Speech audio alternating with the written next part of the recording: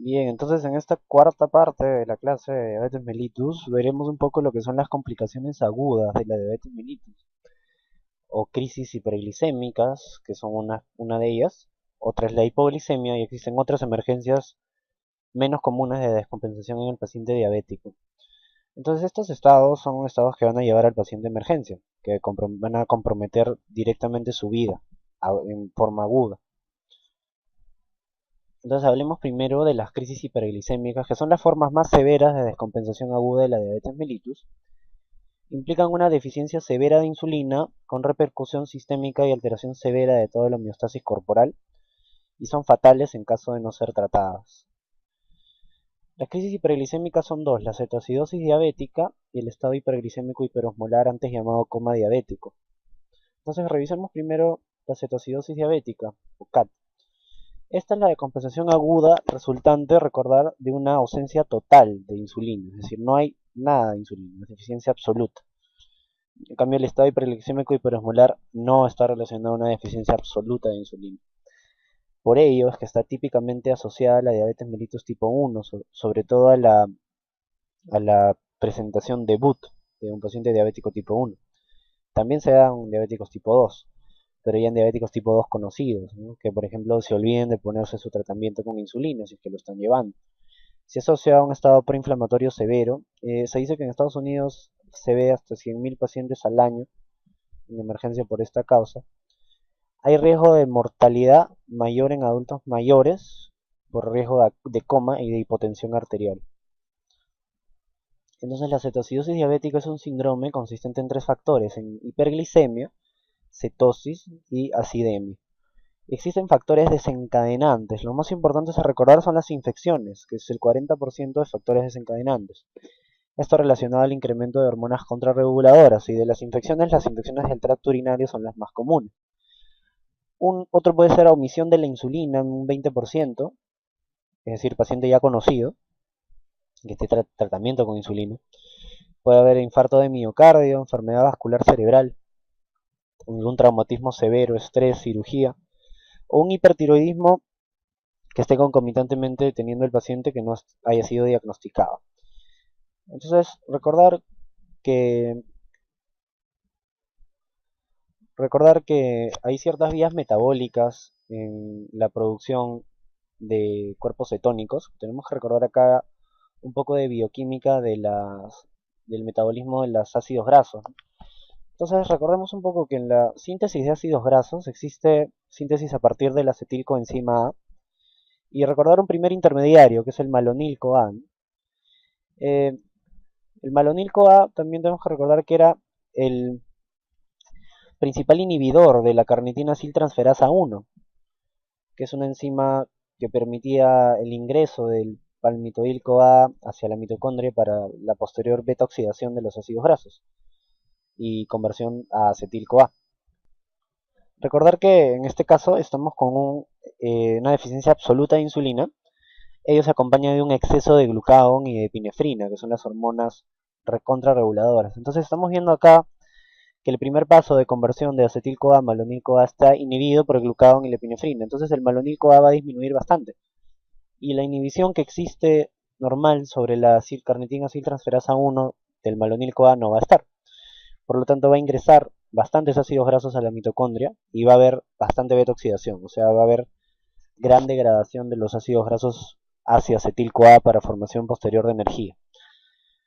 Pero como en el hígado también se está haciendo gluconeogénesis por el exceso de glucagón, los intermediarios del ciclo de Krebs, como por ejemplo el oxalacetato, que normalmente se necesita para que el acetil-CoA ingrese hacia el ciclo de Krebs, se están gastando porque son también precursores gluconeogénicos. Entonces, como se han gastado los intermediarios del ciclo de Krebs, vamos a tener que el acetil-CoA generado por el exceso de beta-oxidación va a pasar más bien hacia la síntesis de cuerpos cetónicos. Se desvía hacia la síntesis de cuerpos cetónicos, como acá lo vemos. Entonces recordar que la carnitina aciltransferasa es la principal enzima acá en el ingreso de los ácidos grasos hacia la mitocondria. Entonces en la fisiopatología de la cetoacidosis diabética tendremos una deficiencia absoluta de insulina que hará un exceso de lipólisis. El exceso de lipólisis nos libera un exceso de ácidos grasos libres, que como hemos dicho, como no pueden pasar al ciclo de Krebs, después de ser degradados por la beta oxidación, van a pasar hacia la síntesis de cuerpos cetónicos. Y la cetogénesis nos disminuye la reserva alcalina, ya que los cuerpos cetónicos, que son el beta-hidroxibutirato, el acetoacetato y la acetona, son compuestos ácidos, los que nos lleva a la cetoacidosis. A su vez, tendremos el exceso de hormonas contrarreguladoras, junto con la deficiencia absoluta de insulina. Estas hormonas son proteolíticas para que estas proteínas liberadas a partir del músculo sean sustratos gluconeogénicos. Entonces la gluconeogénesis va a estar incrementada en gran cantidad, la utilización de la glucosa va a estar disminuida y la glucogenólisis también va a estar incrementada, es decir, la degradación del glucógeno. Los tres factores juntos nos llevarán a hiperglicemia. Entonces acá tenemos que la cetoacidosis diabética era la constituyente de tres factores, cetosis y acidemia, juntos en cetoacidosis, y de hiperglicemia. La hiperglicemia lleva a deshidratación, ¿no? Y la deshidratación es severa en un paciente con cetoacidosis diabética, pero es más severa en la otra crisis hiperglicémica que veremos posteriormente. La deshidratación lleva al desarrollo de algunos de los síntomas que vamos a revisar. Entonces, la triada es hiperglicemia no controlada, acidosis metabólica y el aumento de cetonas corporales totales, que se pueden medir ya sea en sangre o en orina. Entonces, también hemos dicho que va a condicionar un estado proinflamatorio severo. Va a haber elevación de citoquinas proinflamatorias, como interleuquina beta, interleuquina 6, 8, TNF-alfa. De elevación de la proteína C reactiva, de reactantes de fase aguda, va a haber peroxidación lipídica. Esto va a estar asociado a un estado de hipercoagulabilidad, que podría llevar al desarrollo de microinfartos, por ejemplo. Y entonces en la anamnesis, el examen físico de este paciente, él nos trae con un tiempo de enfermedad de horas a días, agudo, con polidipsia, poliuria, pérdida de peso, ¿no? Nos dice que ha perdido algunos cuantos kilos en los últimos días, con mucha sed, mucha orina también. Viene con náuseas, vómitos y dolor abdominal, ¿no? El dolor abdominal en la cetoacidosis diabética puede ser incluso severo, puede simular un abdomen agudo, incluso quirúrgico, si es mal diagnosticado. Al examen físico, taquicardia e hipotensión está relacionado a la deshidratación que está teniendo el paciente. Hay dolor difuso en la palpación abdominal. Se dice que es más común en el diabético tipo 1, pero después veremos que eso en realidad no es tan cierto. ¿Qué manifestaciones clínicas vamos a tener? Trastorno del sensorio, relacionado a la deshidratación severa y a la acidosis. Turgencia disminuida de la piel, relacionado a la deshidratación. La respiración de Kussmaul, que es una respiración profunda y rápida, sobre todo relacionada a acidosis, a estados de acidosis metabólica. Taquicardia e hipotensión está relacionada a la deshidratación. Poliuria, polidipsia, pérdida de peso de la propia diabetes. Náuseas y vómitos y dolor abdominal, eso está relacionado a los propio exceso de cuerpos cetónicos, deshidratación y debilidad.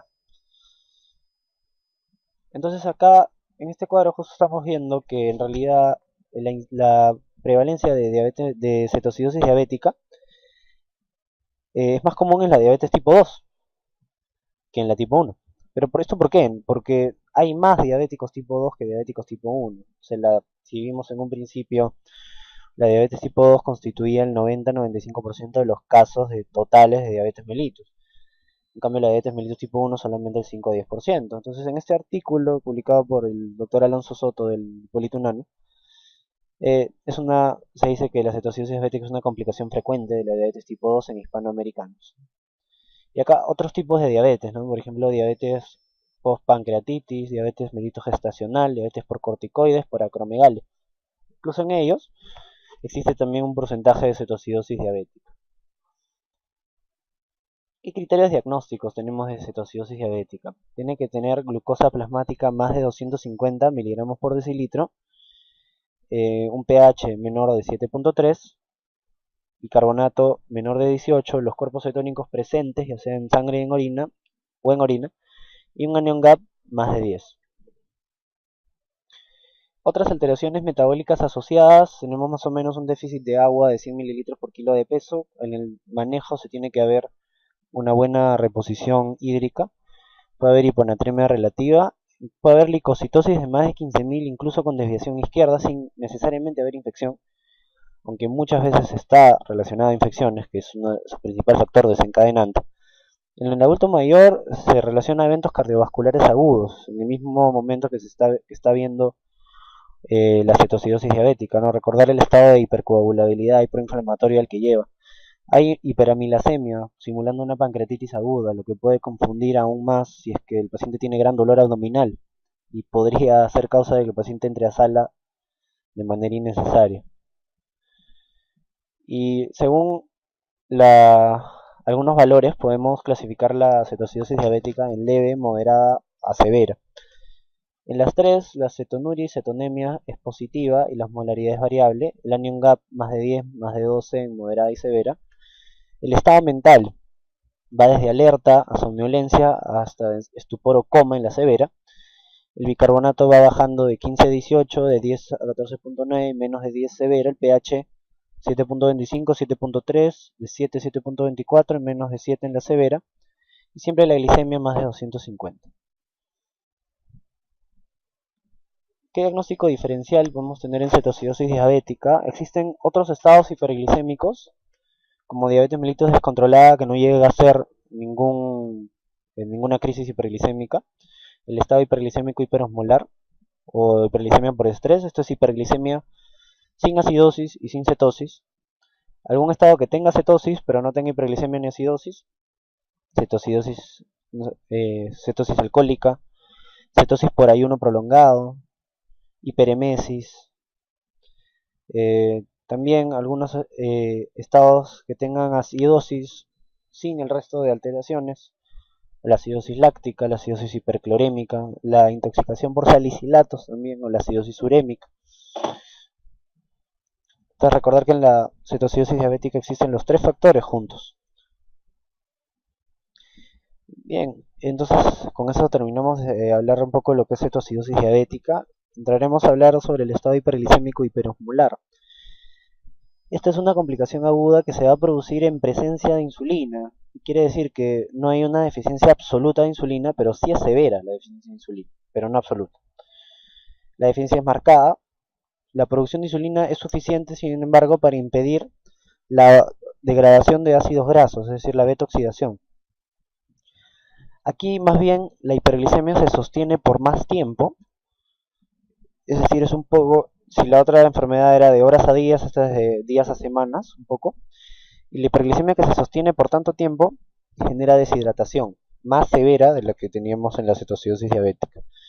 Este es más frecuente en diabéticos tipo 2, sobre todo ancianos, que no reponen con ingesta de líquidos esa deshidratación. La insulina previene la formación de cuerpos cetónicos, por lo tanto no hay cetocidosis en el estado hiperglicémico hiperosmolar. ¿Cuáles son los factores precipitantes? Sobre todo son las comorbilidades. Un paciente anciano, hipertenso, obeso, con alguna artrosis, por ejemplo, artritis reumatoidea. Postrado crónico, ¿no? Un paciente que ya tuvo desorden cerebrovascular, está hemipléjico, algún paciente con demencia senil, sobre todo ancianos. A estos ancianos les da vómitos y genera gran deshidratación severa que no reponen porque no se dan cuenta de que tienen que ingerir líquidos. Para estas comorbilidades, por ejemplo, insuficiencia cardíaca, hipertensión, se utilizan diuréticos, se utilizan beta bloqueadores que pueden agravar aún más la deshidratación. Entonces, en la fisiopatología del estado hiperglicémico hiperosmolar vamos a tener deficiencia relativa de insulina. Esto hace que haya una cetogénesis ausente o mínima. Hay incremento de hormonas contrarreguladoras. O sea, aquí puede haber mínima cetogénesis.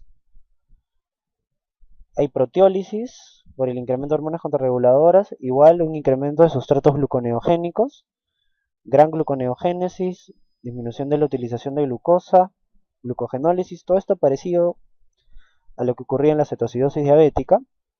Los tres factores juntos nos llevan a hiperglicemia, que recordar que es sostenida por más tiempo que en la cetocidosis diabética. Esto lleva a glucosuria, con pérdida de agua y electrolitos a nivel de la orina, deshidratación. La deshidratación puede ser tan severa que incluso puede empezar a comprometer la función renal, ¿no? Recordar la insuficiencia renal aguda prerrenal. que agravaría aún más la hiperglicemia. Y esta deshidratación, agregado con disminución de ingesta de fluidos, que es la persona a la que le da esta complicación generalmente no ingiere fluidos, lleva a una hiperosmolaridad de la sangre, y ya la hiperosmolaridad lleva a deshidratación celular. Y las células tratan de compensar la disminución de líquido a nivel del vascular, deshidratándose, tirando su líquido intracelular hacia el vascular. El anamnesis y el examen físico tendremos que acá va a haber un tiempo de enfermedad de días a semanas, un poco más de lo que era en la cetocidosis. Es más relacionado a diabético tipo 2, usualmente ancianos y postrados son los pacientes a los que les da esta complicación. Hay polidipsia, poliuria, pérdida de peso, y en el examen físico predomina sobre todo la alteración del estado de conciencia, la deshidratación más marcada que en la cetocidosis y el desarrollo de comorbilidades, sobre todo la exacerbación de una comorbilidad, por ejemplo, de insuficiencia cardíaca o una crisis hipertensiva. Entonces, ¿qué manifestaciones clínicas hay en el estado hiperglicémico hiperosmolar? Polidipsia, poliuria, polifagia, deshidratación severa que lleva a hipotensión arterial, incluso shock, trastorno del sensorio y confusión que puede llegar hasta coma profundo. Y se dice que el estado mental está relacionado a la osmolaridad, ¿no? Mientras va incrementando la osmolaridad se va deteriorando más el estado mental, ¿no? Desde una osmolaridad de 320 estará alerta todavía la persona. 330 ya empieza a disminuir el estado mental. 340 estamos en estupor. Y a una osmolaridad de 360 está en coma la persona. ¿Cuáles son los criterios diagnósticos de estado hiperglicémico hiperosmolar? Aquí es la glicemia, tiene que estar más de 600, pH más de 7.3, bicarbonato más de 15, no hay acidosis, cetonuria y cetonemia baja a nula. Aquí la osmolaridad plasmática estará más de 320, el anion gap puede ser variable y el estado mental varía desde estupor hasta coma. Generalmente no está alerta la persona. Existen estados mixtos, ¿no? Si acá hemos combinado ambos gráficos, es lo mismo que habíamos visto. Si por ejemplo encontramos a un paciente con cetocidosis, es decir, cuerpos cetónicos altos, acidosis metabólica, con alteraciones relacionadas a la cetocidosis, y lo encontramos con más de 600 de glucosa y con gran alteración de el sensorio y con gran deshidratación, esto probablemente no sea una cetocidosis diabética o un estado hiperglicémico hiperosmolar, sino un estado mixto. Bien, la última complicación aguda de la que hablaremos será la hipoglicemia. La hipoglicemia resulta de la disminución de la concentración sérica de glucosa, ocasionando síntomas de dos tipos, de deficiencia de glucosa a nivel del sistema nervioso central y de activación adrenérgica. Generalmente los síntomas empiezan cuando hay menos de 50 miligramos por decilitro. El umbral de activación neuroadrenérgica disminuye con el número de episodios de hipoglicemia, es decir, si la persona ya ha tenido bastantes episodios de hipoglicemia, cada vez menos cantidad de glucosa, se empieza a activar la activación adrenérgica, es decir, la activación del exceso de catecolaminas compensatorias a este estado. ¿Cuándo le da hipoglicemia a un paciente diabético? Lo más común es que, por ejemplo, se olvide las comidas, por ejemplo, no toma desayuno o no cena, y sí se pone su insulina. Entonces ahí la glucosa cae a valores menos de 50, por ejemplo. Y esto puede llevar hasta daño irreversible. Pueden dejar con secuelas neurológicas irreversibles. Entonces, ¿cuáles son las respuestas fisiológicas a la hipoglicemia?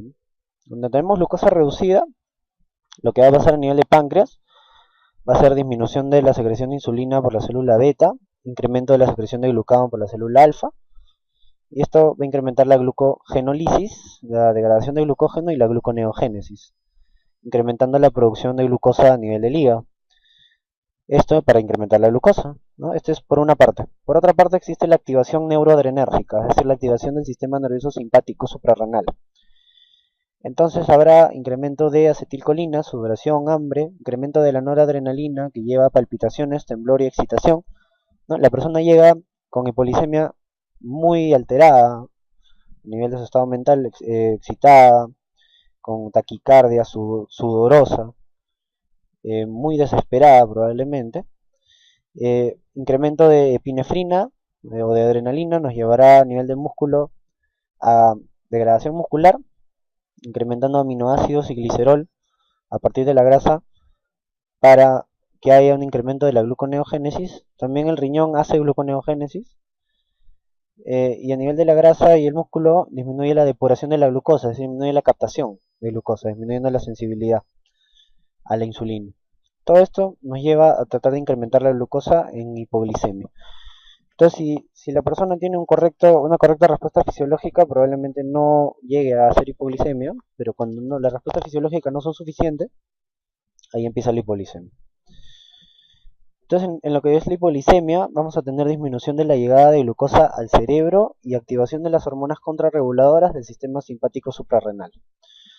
Entonces, esta activación del sistema simpático suprarrenal, es decir, secreción de catecolaminas, lleva a los síntomas adrenérgicos, que son sudoración, tremor, taquicardia, ansiedad y sensación de hambre. La persona llega de esta manera, desesperada. Y los síntomas neuroglicopénicos son los de disminución de la llegada de glucosa al cerebro, que van desde debilidad, cansancio, mareo o vértigo, conducta inapropiada, confusión, visión borrosa hasta el coma. Y esto puede quedar con secuelas neurológicas irreversibles si es que no se corrige la hipoglicemia. Por ejemplo, si tendríamos una paciente que se queda dormida después de no haber comido y haberse puesto su insulina, puede que ya no despierte. Y eso ha ocurrido, no se ha visto en algunos pacientes. ¿Y qué ocurre? ¿Cuál es la etiología en el paciente diabético de hipoglicemia? Cambios en el régimen de insulina o de algunos antidiabéticos orales que pueden generar hipoglicemia, como las sulfonilurias. El uso de insulina o antidiabéticos orales más intolerancia oral, falla renal o hepática, que la falla renal sobre todo incrementa la insulina. Hay algunos medicamentos antidiabéticos orales que no se pueden dar en insuficiencia renal o insuficiencia hepática. Alguna infección asociada, alteración de la capacidad contrarreguladora, interacciones medicamentosas con warfarina, AINES, cotrimoxazol o fibratos. Y sobre todo, que se olviden las comidas y se sigan poniendo la insulina. Y para el diagnóstico de hipoglicemia tenemos a la triada de Whipple. Es glucosa disminuida, menos de 50 sobre todo. Síntomas de los dos tipos que hemos hablado, adrenérgicos y o neuroglicopénicos, y la reversión de los síntomas luego de la administración de glucosa. Si la persona está con un estado mental alerta, se le puede dar por vía oral la glucosa, pero si no, si es que la persona está en coma, se tiene que dar vía intravenosa, la dextrosa, como una dextrosa al 5% o al 30%. ¿Cuáles son otras causas de descompensación aguda en el paciente diabético? Acidosis láctica, esto relacionado al uso de biguanidas, por ejemplo. Cetoacidosis alcohólica, el paciente toma alcohol. Infecciones como ITU o la neumonía adquirida en la comunidad. Los dos últimos, el síndrome coronario agudo y el desorden cerebrovascular, son causas de muerte en el paciente diabético, relacionadas a las complicaciones macrovasculares. Bien, con esto se acaba la cuarta parte de esta clase y continuamos con la última parte, que son las complicaciones crónicas de la diabetes mellitus, ya para terminar.